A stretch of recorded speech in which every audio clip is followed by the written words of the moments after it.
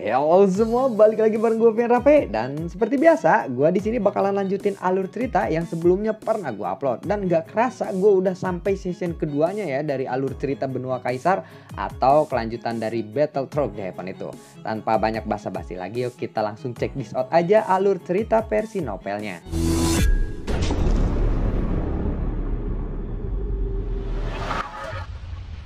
Di episode sebelumnya, Xiaoyan yang terlibat konflik bersama kakek tua penjaga pendaftaran. Saat ini Xiaoyan untungnya berhasil keluar. Melihat Xiaoyan yang keluar, Li Shaolong segera melintas dan menangkis pedang itu. Blentrang! Terima kasih tuan, ucap dari Xiaoyan. Li Shaolong lalu bertanya, "Hei, ada apa? Apa yang terjadi?" Tanya dari Li Shaolong. "Orang itu ingin merampokku," ucap dari Xiaoyan. "Kamu seharusnya tidak melawannya. Orang tua itu memiliki kekuatan Kaisar Bintang 4. Jika kamu melawannya, itu adalah tindakan yang percuma. Bahkan jika dia ingin membunuhmu di dalam sana, dia tidak akan dihukum karena itu," ucap dari Li Shaolong. Xiaoyan lalu berkata, "Kalau begitu aku akan melaporkannya." "Hei, situasi ini bukanlah sebuah rahasia di sini," ucap dari Li Shaolong. "Jadi mereka tidak akan peduli tentang itu?" Tanya dari Xiaoyan. "Ya begitulah," jawab dari Li Shaolong. "Jadi kamu sudah tahu?" Tanya dari Xiaoyan. "Ya, aku pernah mendengarnya sebelumnya." "Senior, tadi kamu sangat cepat. Rata-rata seorang Kaisar Bintang 5 tidak secepat kamu," ucap dari Xiaoyan. "Oh, tentu saja. Aku memang bagus dalam hal kecepatan." "Oh ya, bagaimana kamu tahu aku seorang Kaisar Bintang 5? Tanya dari Li Shaolong. Xiaoyan lalu menjawab, tidak, aku hanya menebaknya saja," ucap dari Xiaoyan. "Dasar bocah, jangan membuatku berpikir. Sudahlah, ayo kita pergi ke pasar obat saja," ucap dari Li Shaolong. Xiaoyan lalu mengangguk. Mereka pun berjalan ke pasar obat. Di perjalanan, sebuah bangunan bundar menyambut Xiaoyan.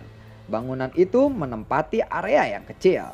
Bangunan itu dikelilingi oleh taman yang besar. 8 gerbang menghubungkan ke 8 jalan dan menara perdagangan berdiri di tengahnya. Sebuah tangga melingkar di sepanjang dinding luar gedung. Tempat itu adalah pasar obat yang sangat terkenal. Xiaoyan dan Li Shaolong lalu memasuki bangunan itu. Di lantai pertama ada aula perdagangan besar. Aula dibagi menjadi beberapa area dan setiap area memiliki jenis bahan obatnya sendiri. Li Shaolong lalu berkata, "Lantai 1 sampai 4 hanya menjual obat tingkat rendah. Jika ingin menemukan obat tingkat tinggi, harus naik ke lantai 5. Ucap dari Li Shaolong.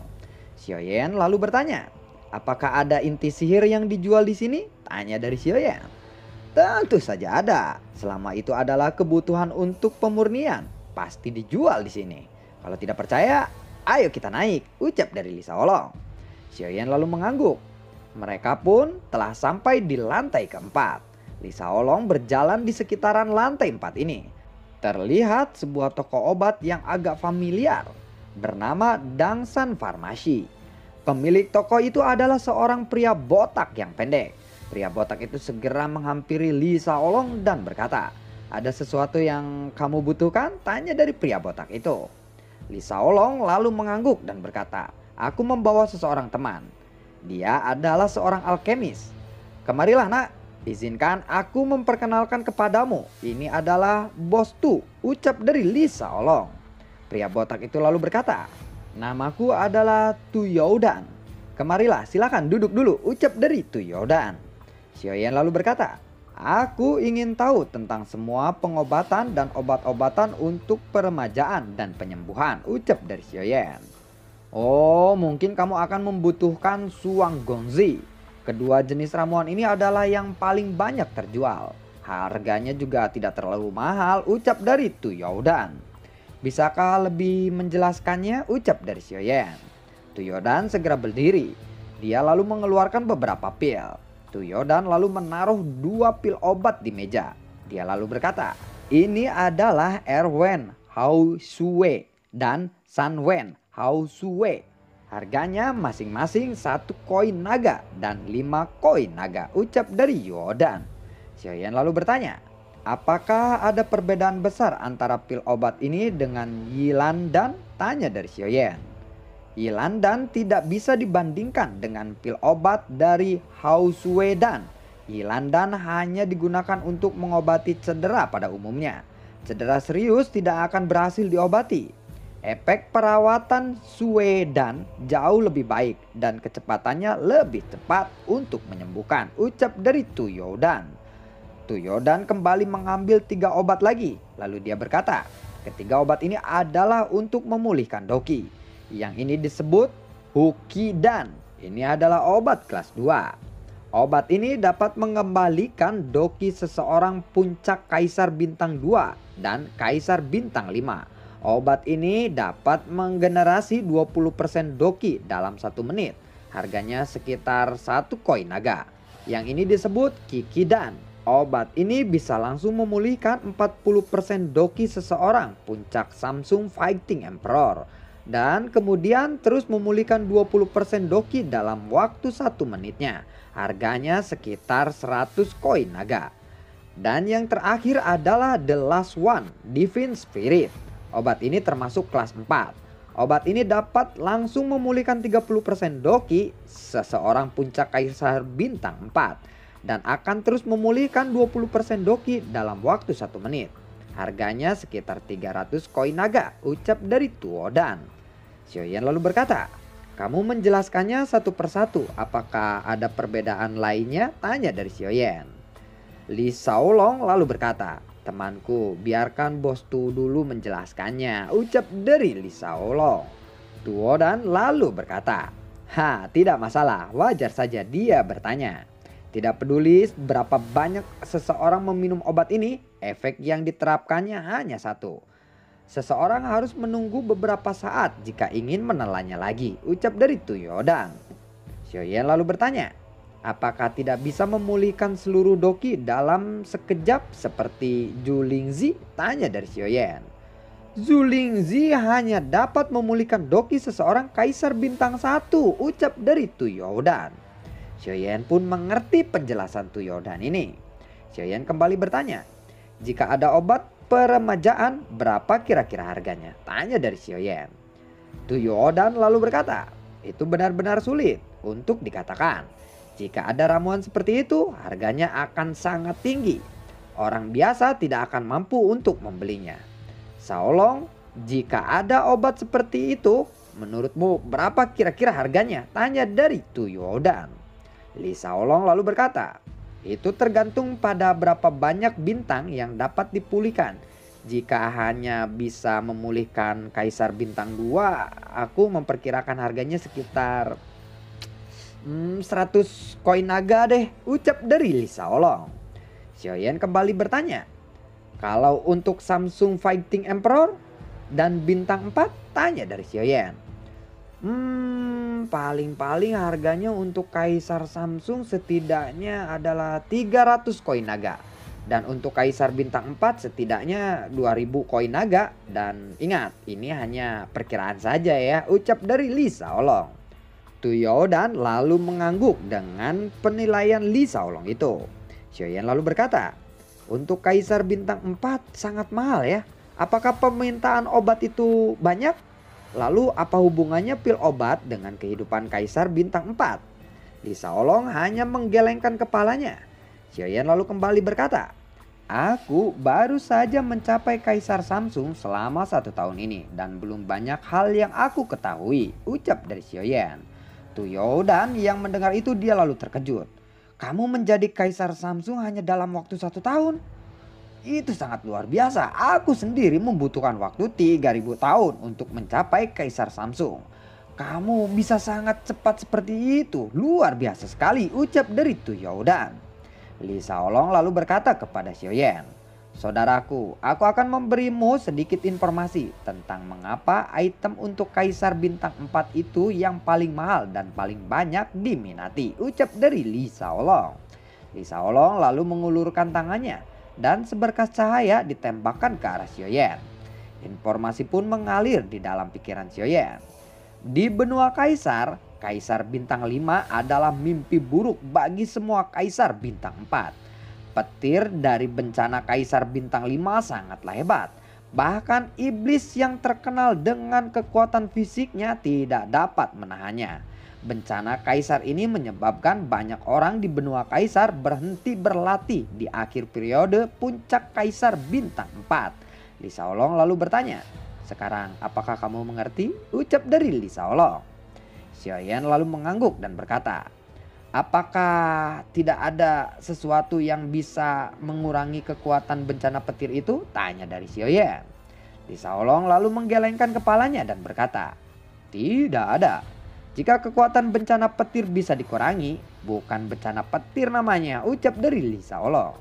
Xiaoyan kembali bertanya, "Lalu bagaimana para monster senior melewati bencana Kaisar itu?" Tanya dari Xiaoyan.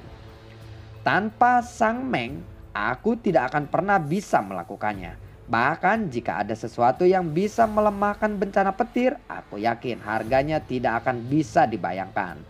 Bahan untuk membuat pasti super duper langka sekali," ucap dari Li Shaolong. Xiaoyan mendengar itu dia lalu mengangguk. Li Shaolong lalu kembali berkata, "Kalau begitu bos tuh, aku ingin membeli beberapa obat saja. Maaf telah merepotkanmu kali ini," ucap dari Li Shaolong. Tu Yodan lalu berkata, "Hahaha, tidak apa-apa dan tidak usah terlalu sopan kepadaku," ucap dari Tu Yodan. "Oh iya, bos tuh, jangan beritahu siapapun kami kesini ya," ucap dari Li Shaolong. Tu Yodan lalu berkata, "Oh baik, siap, laksanakan," ucap dari Tu Yodan. Li Shaolong lalu berkata kepada Xiaoyan, "Saudaraku, ayo kita melihat-lihat ke tempat lain," ucap dari Li Shaolong. Xiaoyan lalu berkata, "Tunggu, ada apa lagi?" tanya dari Li Shaolong. "Aku tidak punya banyak uang dan aku tidak tahu harga bahan obat yang harus aku beli." Xiaoyan lalu mengeluarkan sebuah inti sihir bintang 4 yang telah dia sempurnakan. Xiaoyan lalu bertanya, "Kira-kira berapa banyak koin emas yang bisa didapatkanku dengan ini?" ucap dari Xiaoyan. Tuan Yodan lalu melihat inti sihir itu. Lalu tatapannya beralih ke arah Li Shaolong. Li Shaolong lalu berkata, "Bos tuh, bayar saja sebisamu," ucap dari Li Shaolong. Tu Yodan lalu mengeluarkan 10.000 koin emas dan menyerahkannya kepada Xiaoyan. Xiaoyan pun tersenyum dan berterima kasih kepada Tu Yodan. Li Shaolong lalu berkata, "Kalau begitu ayo kita pergi ke toko obat San Meng. Diskonnya lumayan besar," ucap dari Li Shaolong. Xiaoyan lalu mengangguk. Mereka pun pergi ke lantai ke-8. Mereka pun langsung pergi ke toko Dansang Medical Material. Pemilik toko menyambut mereka dengan baik. Ada yang kalian butuhkan?" tanya dari pemilik toko. Li Shaolong lalu berkata, "Temanku ingin membeli beberapa bahan obat." "Xiaoyan, beritahu dia apa yang kamu butuhkan," ucap dari Li Shaolong. Xiaoyan lalu berkata, "Ning Sen Hua, Ming Yen Hua, King Lingu, rumput lingmi, cabang juling, buah yang menggumpal, cabang huaer, cabang kiuling, rumput darah kaisar," ucap dari Xiaoyan. "Alhamdulillah lulus." Pemilik toko lalu berkata, "Itu semua bahan obat tingkat rendah. Ya, semuanya ada. Harga 1 desi Ning Wang Hua, Ning Yang Hua, King Liango, lingmi rumput, dan buah yang menggumpal adalah 1 koin naga. Dan untuk 1 cabang juling 5 koin naga. Aku tidak tahu berapa banyak yang kamu butuhkan kali ini," ucap dari pemilik toko. Xiaoyan lalu merenung sejenak. Sebelum akhirnya dia segera membuat keputusan. Dia mengkesampingkan masalah mencari bahan obat. Dia ingin memusatkan dirinya untuk mulai berlatih alkimia. Dengan mengandalkan manfaat besar dari obat Qingling dan Blood Qi Dan untuk menyempurnakan alkimia kelas 5 Kaisar. Xiaoyan lalu menyerahkan koin emas. Lalu dia berkata, "Aku hanya punya 110.000 koin emas," ucap dari Xiaoyan. Li Shaolong lalu menyelah dan berkata, "Karena dia menggunakan koin emas, seharusnya dia bisa terlepas dari pajak 10% bukan?" tanya dari Li Shaolong.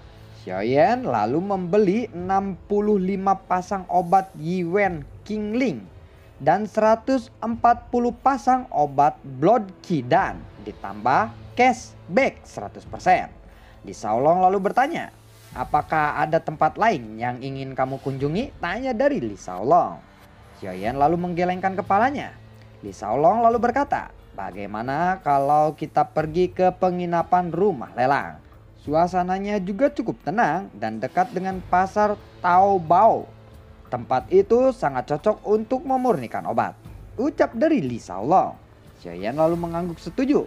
Mereka pun pergi ke area Sangmen dan masuk ke lubang spasial. Tidak lama kemudian mereka pun keluar dari lubang spasial. Saat ini mereka sangat dekat dengan rumah lelang. Mereka pun segera berjalan ke suatu tempat. Setelah beberapa saat mereka pun tiba di halaman belakang rumah lelang. Li Shaolong lalu berkata, saudaraku, kamu bisa mengambil kamar sendiri. Jika kamu membutuhkan sesuatu, silakan pergi saja ke rumah lelang. Oh ya, aku hampir saja lupa. Jika kamu tidak keberatan, bisakah ramuan yang kamu sempurnakan nanti dijual saja di rumah lelang Dangsang? Tanya dari Li Shaolong. Xiaoyan mendengar itu, dia lalu mengangguk dan tersenyum. Mereka pun akhirnya mengucapkan selamat tinggal satu sama lainnya. Dan lalu bagaimanakah kelanjutan ceritanya? Nantikan konten gua berikutnya dan semoga sehat selalu untuk kalian. Jujur bro, di sini emang panjang banget tentang dia nyari bahan-bahan obat. Tadinya dia mau nyobain tes buat dapetin uang, dia lalu mencari bahan obat dan mulai mencari uang. Intinya begitu coy. Inti dari session kedua episode 1 episode 2 tuh Xiaoyan lagi mengumpulkan uang, intinya begitu. Dan gimana cara dia mengumpulkan uang? Dia kan seorang alkemis nih, jadi nanya-nanya ke orang nih, nanya-nanya toko obat apa aja yang harganya berapa, ini dan manfaatnya apa, titik bengek segala macem. Intinya dia mau mengembalikan perekonomiannya dia aja. Gitu simpelnya ya, buat kalian yang mungkin ngerasa gimana gitu, ngerasa ya ini nggak ada seru-serunya nih. Tapi kalau ini misalkan dilewat-lewat, nanti akan pabelit, di atasnya akan kusut banget. Oke, terima kasih semuanya dan semoga sehat selalu untuk kalian.